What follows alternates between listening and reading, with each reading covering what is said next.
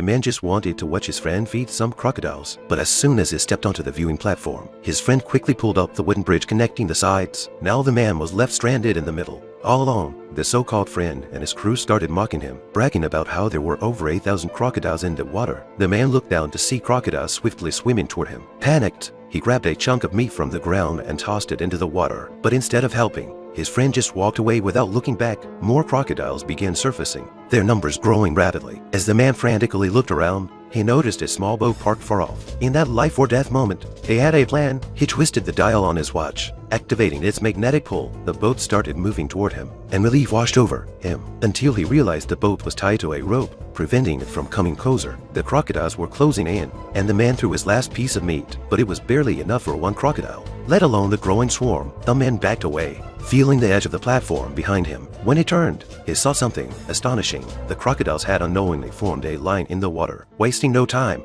the man unleashed his secret skill. He ran across the backs of the crocodiles and made it to the other side. Once on land, he sprinted away, determined to confront his so-called friend. But suddenly, he stopped and looked back at the hungry crocodiles, remembering his friend's cruelty. He hatched a bold idea. He grabbed the remaining meat, opened the fence, and tossed the meat toward the road at the entrance. The crocodiles, drawn by the scent, started crawling out of the pool. Next, the man found a can of gasoline and poured it around the walls and property. He lit a match and set the place on fire. Inside, workers panicked as the crocodiles roamed freely. Everyone, including the friend, scrambled out in terror. Spotting the man fleeing, the furious friend gathered his crew and gave chase, but it was too late. The man had already boarded a yacht and sped away, leaving the chaos behind him.